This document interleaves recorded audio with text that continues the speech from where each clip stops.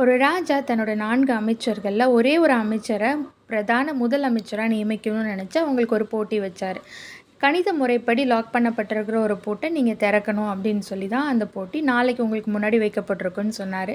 3 பேர் நைட்டு ஃபுல்லா ரெடி ஆனாங்க.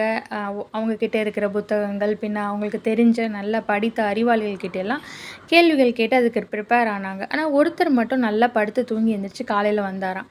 அந்த பூட்டு முன்னாடி கொண்டு வந்து வைக்கப்பட்ட உடனே எல்லாருமே ஒவ்வொருத்தரும் அ நோட்டு, பேப்பர், பேனாலாம் எடுத்து எழுத ஆரம்பிச்சாங்க. ஆனா ஒருத்தர் மட்டும் என்ன பண்ணாரு, அந்த பூட்ட நல்லா உத்து பார்த்தாராம். அதுக்கப்புறம் தான் தெரிஞ்சுச்சாம் அந்த பூட்டு பூட்டப்படவே இல்ல அப்படின்னு சொல்லி. ஈஸியான ஒரு சொல்யூஷன கொடுத்து முடிச்சுட்டாராம். வேதத்தில இப்படியா ஒரு வார்த்தை சொல்லப்பட்டிருக்கு. மனுஷனுக்கு நேரிடுகிற சோதனையே அல்லாமல் வேறே சோதனை உங்களுக்கு நேரிடவில்லை.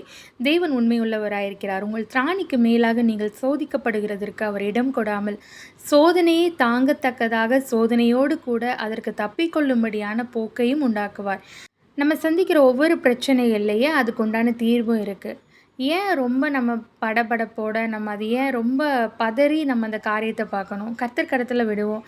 கர்த்தர் நம்மள பத்திரமா பார்த்துக்குவார். நம்மள சோதனைகள ஜெயிக்க கர்த்தர் பலன்படுத்துவார். God bless you.